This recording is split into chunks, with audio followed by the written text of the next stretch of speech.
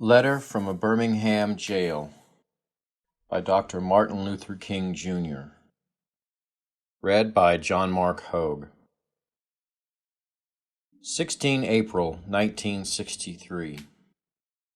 My dear fellow clergymen, while confined here in the Birmingham City Jail, I came across your recent statement calling my present activities unwise and untimely. Seldom do I pause to answer criticism of my work and ideas. If I sought to answer all the criticisms that cross my desk, my secretaries would have little time for anything other than such correspondence in the course of the day, and I would have no time for constructive work. But since I feel that you are men of genuine goodwill, and that your criticisms are sincerely set forth, I want to try to answer your statement in what I hope will be patient and reasonable terms. I think I should indicate why I am here in Birmingham. Since you have been influenced by the view which argues against outsiders coming in, I have the honor of serving as president of the Southern Christian Leadership Conference, an organization operating in every southern state with headquarters in Atlanta, Georgia. We have some 85 affiliated organizations across the South, and one of them is the Alabama Christian Movement for Human Rights. Frequently, we share staff, educational, and financial resources with our affiliates. Several months ago, the affiliate here in Birmingham asked us to be on call to engage in a nonviolent direct action program if such were deemed necessary. We readily consented, and when the hour came, we lived up to our promise. So I, along with several members of my staff, am here because I was invited here. I am here because I have organizational ties here. But more basically, I am in Birmingham because injustice is here.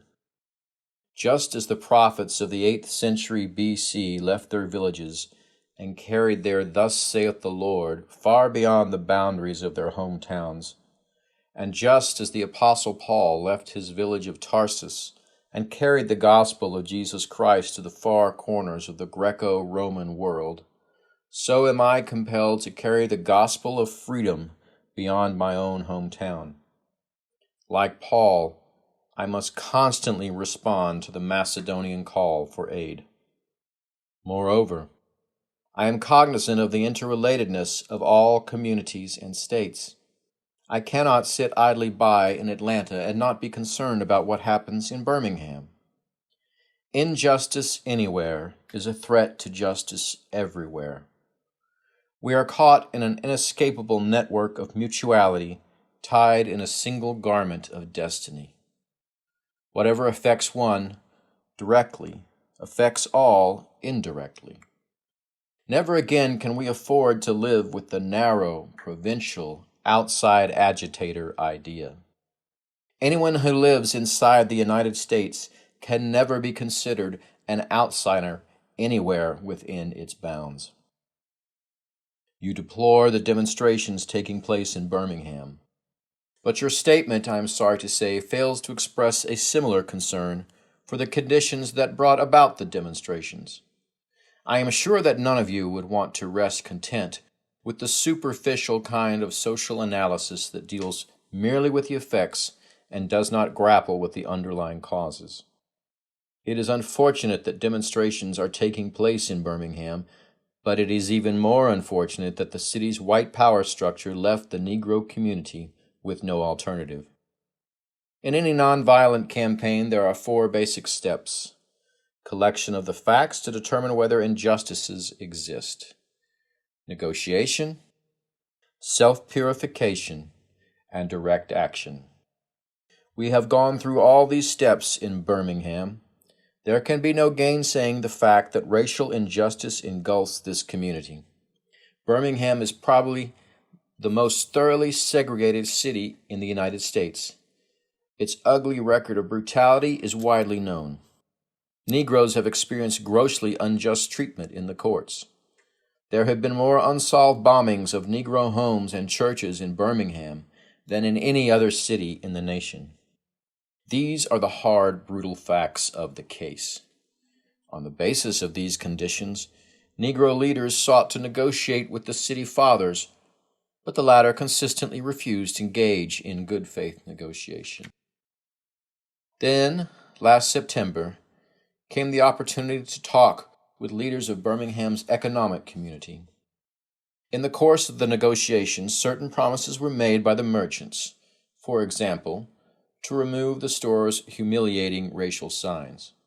On the bases of these promises, the Reverend Fred Shuttlesworth and the leaders of the Alabama Christian Movement for Human Rights agreed to a moratorium on all demonstrations.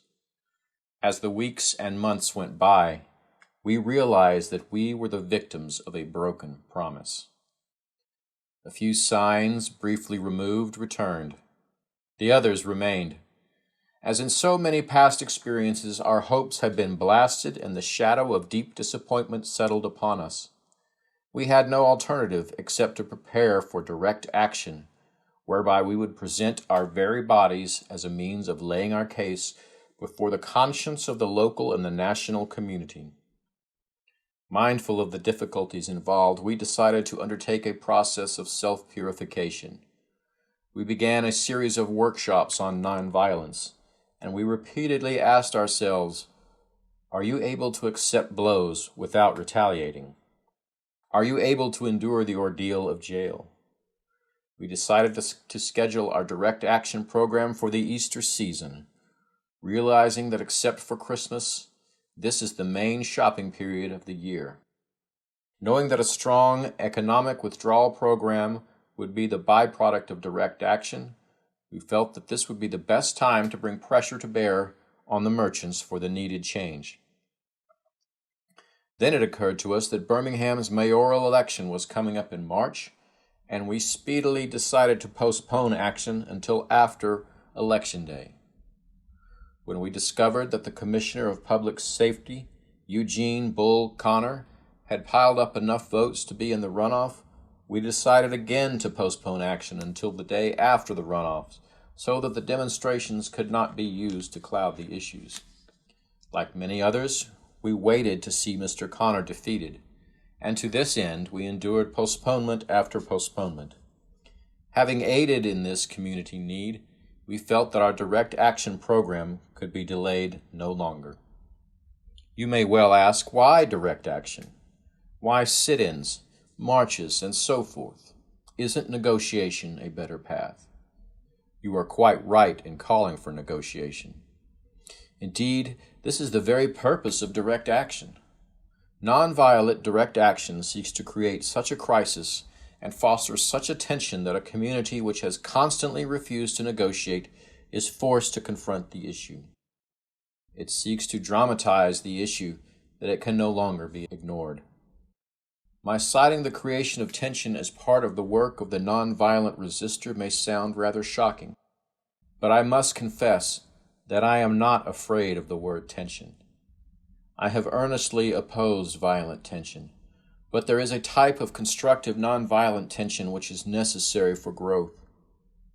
Just as Socrates felt that it was necessary to create a tension in the mind so that individuals could rise from the bondage of myths and half-truths to the unfettered realm of creative analysis and objective appraisal, so must we see the need for nonviolent gadflies to create the kind of tension in society that will help men rise from the dark depths of prejudice and racism to the majestic heights of understanding and brotherhood. The purpose of our direct action program is to create a situation so crisis-packed that it will inevitably open the door to negotiation. I therefore concur with you in your call for negotiation. Too long has our beloved Southland been bogged down in a tragic effort to live in monologue rather than dialogue. One of the basic points in your statement is that the action that I and my associates have taken in Birmingham is untimely. Some have asked, why didn't you give the new city administration time to act? The only answer that I can give to this query is that the new Birmingham administration must be prodded about as much as the outgoing one before it will act. We are sadly mistaken if we feel that the election of Albert Botwell as mayor will bring the millennium to Birmingham. While Mr. Botwell is a much more gentle person than Mr. Connor, they are both segregationists, dedicated to maintenance of the status quo. I have hope that Mr. Boutwell will be reasonable enough to see the futility of massive resistance to desegregation. But he will not see this without pressure from devotees of civil rights. My friends, I must say to you that we have not made a single gain in civil rights without determined legal and nonviolent pressure. Lamentably, it is an historical fact that privileged groups seldom give up their privileges voluntarily. Individuals may see the moral light and voluntarily give up their unjust posture. But as Reinhold Niebuhr has reminded us, groups tend to be more immoral than individuals. We know through painful experience that freedom is never voluntarily given by the oppressor. It must be demanded by the oppressed. Frankly, I have yet to engage in a direct action campaign that was well-timed in the view of those who have not suffered unduly from the disease of segregation. For years now I have heard the word wait. It rings in the ear of every Negro with piercing familiarity. This wait has almost always meant never.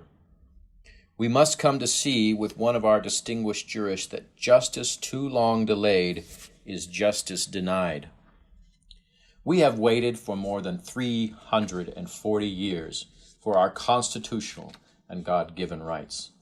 The nations of Asia and Africa are moving with jet-like speed toward gaining political independence, but we still creep at horse and buggy pace toward gaining a cup of coffee at a lunch counter. Perhaps it is easy for those who have never felt the stinging darts of segregation to say, wait. But when you have had vicious mobs lynch your mothers and fathers at will and drown your sisters and brothers at whim, when you have seen hate-filled policemen curse, kick, and even kill your black brothers and sisters, when you see the vast majority of your 20 million Negro brothers smothering in an airtight cage of poverty in the midst of an affluent society, when you suddenly find your tongue twisted and your speech stammering as you speak to explain to your 6-year-old daughter why she can't go to the public amusement park that has just been advertised on television, and see tears welling up in her eyes when she is told that Funtown is closed to colored children, and see ominous clouds of inferiority beginning to form in her little mental sky, and see her beginning to distort her personality by developing an unconscious bitterness towards white people. When you have to concoct an answer for a 5-year-old son who is asking, Daddy, why do white people treat colored people so mean? When you take a cross-country drive and find it necessary to sleep night after night in the uncomfortable corners of your automobile because no motel will accept you. When you are humiliated day in and day out by nagging signs reading white and colored. When your first name becomes nigger, your middle name becomes boy, however old you are, and your last name becomes John. And your wife and mother are never given the respected title Mrs., when you are harried by day and haunted by night by the fact that you are a Negro, living constantly at tiptoe stance, never quite knowing what to expect next, and are plagued with inner fears and outer resentments, when you are forever fighting a degenerating sense of nobodiness, then you will understand why we find it difficult to wait. There comes a time when the cup of endurance runs over and men are no longer willing to be plunged into the abyss of despair. I hope, sirs, you can understand our legitimate and unavoidable impatience. You express a great deal of anxiety over our willingness to break laws. This is certainly a legitimate concern, since we so diligently urge people to obey the Supreme Court's decision of 1954 outlawing segregation in the public schools. At first glance, it may seem rather paradoxical for us consciously to break laws. One may well ask, how can you advocate breaking some laws and obeying others? The answer lies in the fact that there are 2 types of laws, just and unjust. I would be the first to advocate obeying just laws.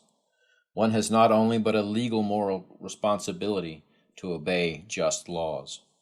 Conversely, one has a moral responsibility to disobey unjust laws. I would agree with St. Augustine that an unjust law is no law at all. Now, what is the difference between the two? How does one determine whether a law is just or unjust?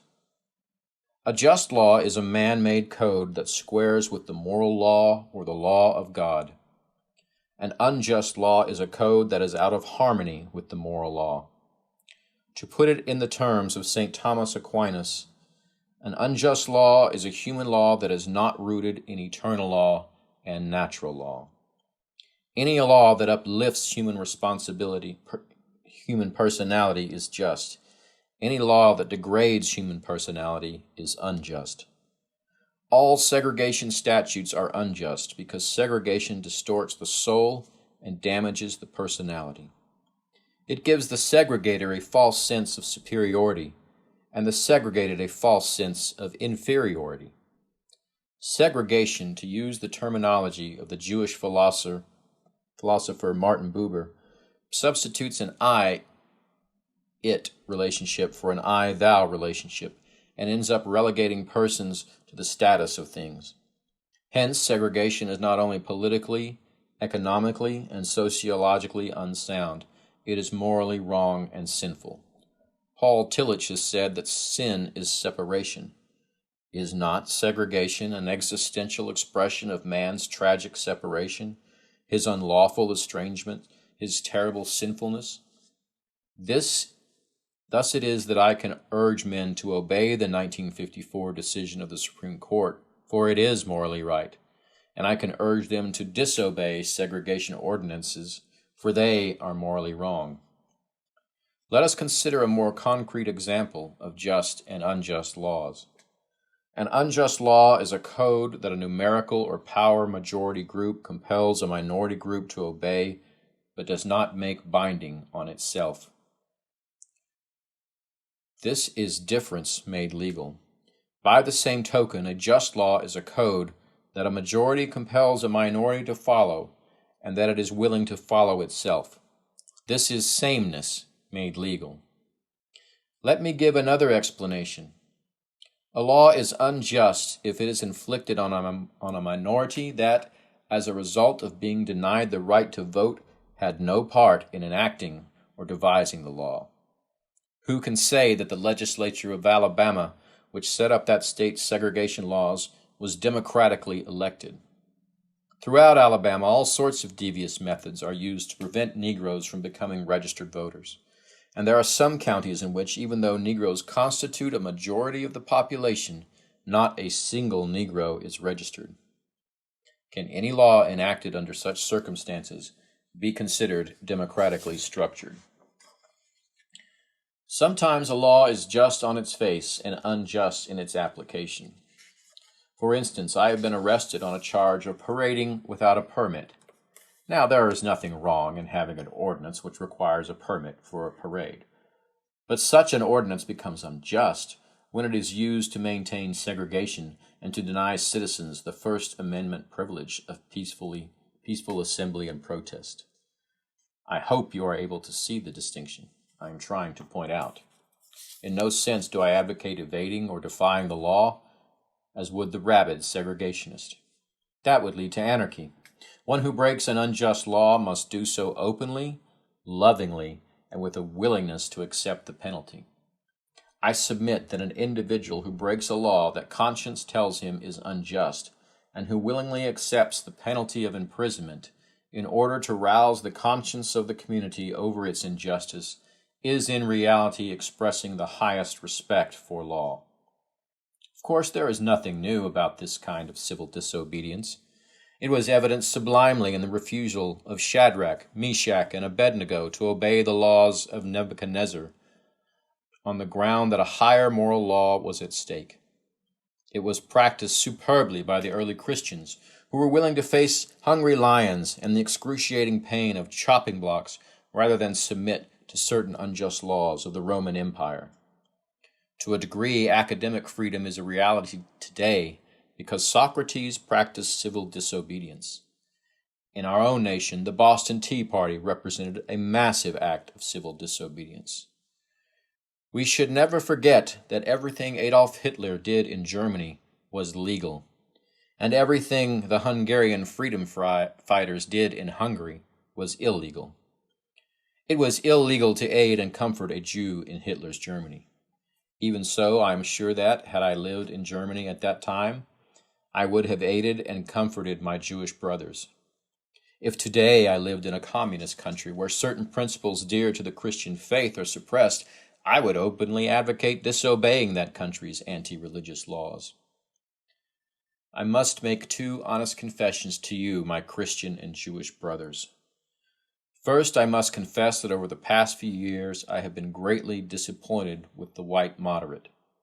I have almost reached the regrettable conclusion that the Negro's great stumbling block in the stride toward freedom is not the white citizen's counselor or the Ku Klux Klanner, but the white moderate, who is more devoted to order than to justice, who prefers a negative peace, which is the absence of tension, to a positive peace, which is the presence of justice, who constantly says, I agree with you in the goal you seek, but I cannot agree with your methods of direct action, who paternalistically believes he can set the timetable for another man's freedom, who lives by a mythical concept of time, and who constantly advises the Negro to wait for a more convenient season. Shallow understanding from people of goodwill is more frustrating than absolute misunderstanding from people of ill will. Lukewarm acceptance is much more bewildering than outright rejection. I had hoped that the white moderate would understand that law and order exist for the purpose of establishing justice, and that when they fail in this purpose, they become the dangerously structured dams that block the flow of social progress. I had hoped that the white moderate would understand that the present tension in the South is a necessary phase of the transition from an obnoxious negative peace in which the Negro passively accepted his unjust plight to a substantive and positive peace in which all men will respect the dignity and worth of human personality. Actually, we who engage in nonviolent direct action are not the creators of tension. We merely bring to the surface the hidden tension that is already alive. We bring it out in the open where it can be seen and dealt with.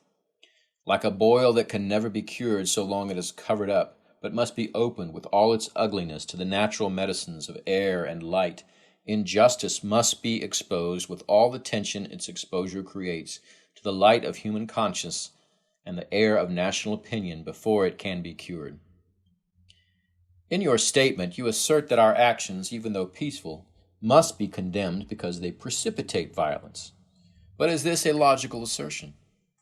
Isn't this like condemning a robbed man because his possession of money precipitated the evil act of robbery? Isn't this like condemning Socrates because his unswerving commitment to truth and his philosophical inquiries precipitated the act by the misguided populace in which they made him drink hemlock? Isn't this like condemning Jesus because his unique God consciousness and never-ceasing devotion to God's will precipitated the evil act of crucifixion? We must come to see that, as the federal courts have consistently affirmed, it is wrong to urge an individual to cease his efforts to gain his basic constitutional rights because the quest may precipitate violence. Society must protect the robbed and punish the robber. I had also hoped that the white moderate would reject the myth concerning time in relation to the struggle for freedom. I have just received a letter from a white brother in Texas. He writes, "All Christians know that the colored people will receive equal rights eventually, but it is possible that you are in too great a religious hurry. It has taken Christianity almost 2,000 years to accomplish what it has. The teachings of Christ take time to come to earth." Such an attitude stems from a tragic misconception of time, from the strangely irrational notion that there is something in the very flow of time that will eventually cure all ills. Actually, time itself is neutral. It can be used either destructively or constructively. More and more I feel that the people of ill will have used time much more effectively than have the people of good will. We will have to repent in this generation, not merely for the hateful words and actions of the bad people, but for the appalling silence of the good people. Human progress never rolls in on wheels of inevitability. It comes through the tireless efforts of men willing to be co-workers with God and without this hard work, time itself becomes an ally of the forces of social stagnation. We must use time creatively, in the knowledge that the time is always ripe to do right. Now is the time to make the real promise of democracy and transform our pending national elegy into a creative psalm of brotherhood. Now is the time to lift our national policy from the quicksand of racial injustice to the solid rock of human dignity. You speak of our activity in Birmingham as extreme. At first I was rather disappointed that fellow clergymen would see my nonviolent efforts as those of an extremist. I began thinking about the fact that I stand in the middle of two opposing forces in the Negro community. One is a force of complacency, made up in part of Negroes who, as a result of long years of oppression, are so drained of self-respect and a sense of somebodyness that they have adjusted to segregation, and in part of a few middle-class Negroes who, because of a degree of academic and economic security, and because in some ways they profit by segregation, have become insensitive to the problems of the masses. The other force is one of bitterness and hatred, and it comes perilously close to advocating violence. It is expressed in the various black nationalist groups that are springing up across the nation, the largest and best known being Elijah Muhammad's Muslim movement. Nourished by the Negro's frustration over the continued existence of racial discrimination, this movement is made up of people who have lost faith in America, who have absolutely repudiated Christianity, and who have concluded that the white man is an incorrigible devil. I have tried to stand between these two forces, saying that we need emulate neither the do-nothingism of the complacent nor the hatred and despair of the black nationalist. For there is the most excellent way of love and nonviolent protest. I am grateful to God that, through the influence of the Negro Church, the way of nonviolence became an integral part of our struggle. If this philosophy had not emerged, by now many streets of the South would, I am convinced, be flowing with blood. And I am further convinced that if our white brothers dismiss as rabble-rousers and outside agitators those of us who employ nonviolent direct action, and if they refuse to support our nonviolent efforts, millions of Negroes will, out of frustration and despair, seek solace and security in black nationalist ideologues, a development that would inevitably lead to a frightening racial nightmare. Oppressed people cannot remain oppressed forever. The yearning for freedom eventually manifests itself, and that is what has happened to the American Negro. Something within has reminded him of his birthright of freedom, and something without has reminded him that it can be gained. Consciously or unconsciously, he has been caught up by the zeitgeist and with the black brothers of Africa and his brown and yellow brothers of Asia, South America, and the Caribbean. The United States Negro is moving with a sense of great urgency towards the promised land of racial justice. If one recognizes this vital urge that has engulfed the Negro community, one should readily understand why public demonstrations are taking place. The Negro has many pent-up resentments and latent frustrations, and he must release them. So let him march. Let him make prayer pilgrimages to the City Hall. Let him go on freedom rides and try to understand why he must do so. If his repressed emotions are not released in nonviolent ways, they will seek expression through violence. This is not a threat, but a fact of history. So I have not said to my people, get rid of your discontent. Rather, I have tried to say that this normal and healthy discontent can be channeled into the creative outlet of nonviolent direct action. And now this approach is being termed extremist. But though I was initially disappointed as being categorized as an extremist, as I continued to think about the matter, I gradually gained a measure of satisfaction from the label. Was not Jesus an extremist for love? Love your enemies, bless them that curse you, do good to them that hate you, and pray for them which despitefully use you and persecute you. Was not Amos an extremist for justice? Let justice roll down like waters and righteousness like an ever-flowing stream. Was not Paul an extremist for the Christian gospel? I bear in my body the marks of the Lord Jesus. Was not Martin Luther an extremist? Here I stand. I cannot do otherwise, so help me God. And John Bunyan, I will stay in jail to the end of my days before I make a butchery of my conscience. And Abraham Lincoln, this nation cannot survive half slave and half free. And Thomas Jefferson, we hold these truths to be self-evident, that all men are created equal. So the question is not whether we will be extremists, but what kind of extremists we will be. Will we be extremists for hate or for love? Will we be extremists for the preservation of injustice or for the extension of justice? In that dramatic scene on Calvary's Hill, 3 men were crucified. We must never forget that all 3 were crucified for the same crime, the crime of extremism. 2 were extremists for immorality and thus fell below their environment. The other, Jesus Christ, was an extremist for love, truth, and goodness, and thereby rose above his environment. Perhaps the South, the nation, and the world are in dire need of creative extremists. I had hoped that the white moderate would see this need. Perhaps I was too optimistic. Perhaps I expected too much. I suppose I should have realized that the few members of the oppressor race can understand the deep groans and passionate yearnings of the oppressed race, and still fewer have the vision to see that injustice must be rooted out by strong, persistent, and determined action. I am thankful, however, that some of our white brothers in the South have grasped the meaning of this social revolution and committed themselves to it. They are still all too few in quantity, but they are big in quality. Some, such as Ralph McGill, Lillian Smith, Harry Golden, James McBride Dabbs, Ann Braden, and Sarah Peyton Boyle, have written about our struggle in eloquent and prophetic terms. Others have marched with us down nameless streets of the South. They have languished in filthy, roach-infested jails, suffering the abuse and brutality of policemen who view them as dirty nigger lovers. Unlike so many of their moderate brothers and sisters, they have recognized the urgency of the moment and sensed the need for powerful action, antidotes to combat the disease of segregation. Let me take note of my other major disappointment. I have been so greatly disappointed with the white church and its leadership. Of course, there are some notable exceptions. I am not unmindful of the fact that each of you has taken some significant stands on this issue.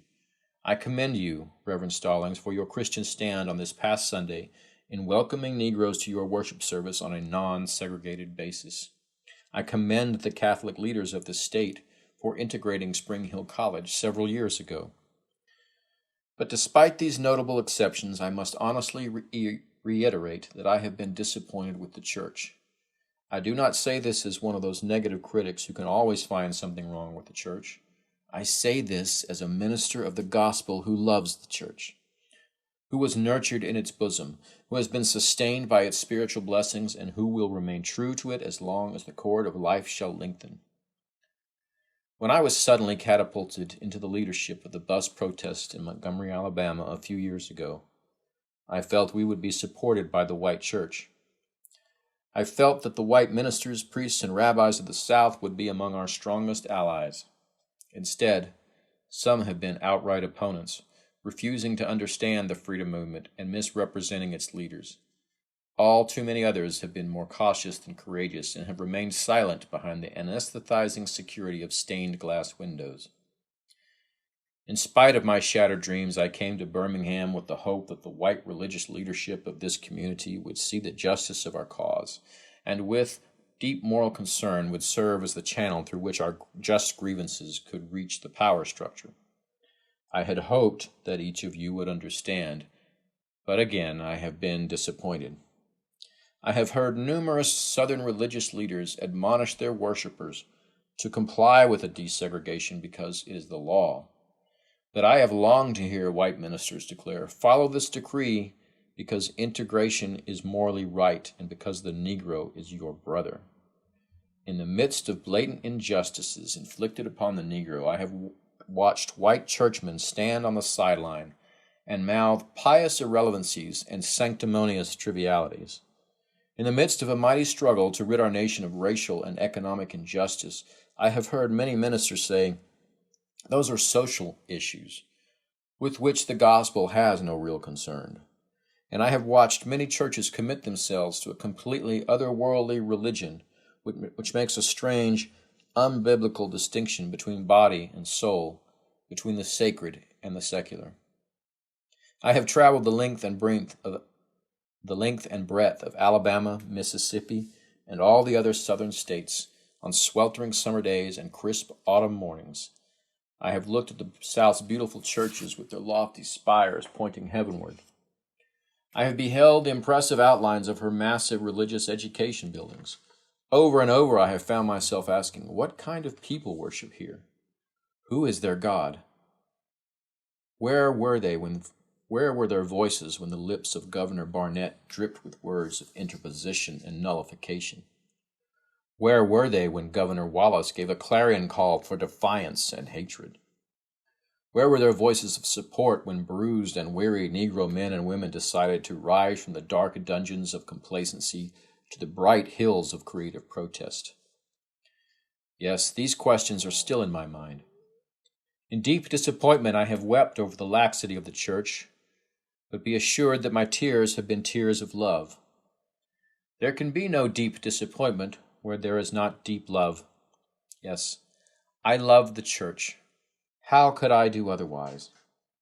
I am in the rather unique position of being the son, the grandson, and the great-grandson of preachers. Yes, I see the church as the body of Christ. But oh, how we have blemished and scarred that body through social neglect and through fear of being nonconformists. There was a time when the church was very powerful, in the time when the early Christians rejoiced at being deemed worthy to suffer for what they believed. In those days, the church was not merely a thermometer that recorded the ideas and principles of popular opinion. It was a thermostat that transformed the mores of society. Whenever the early Christians entered a town, the people in power became disturbed and immediately sought to convict the Christians for being disturbers of the peace and outside agitators.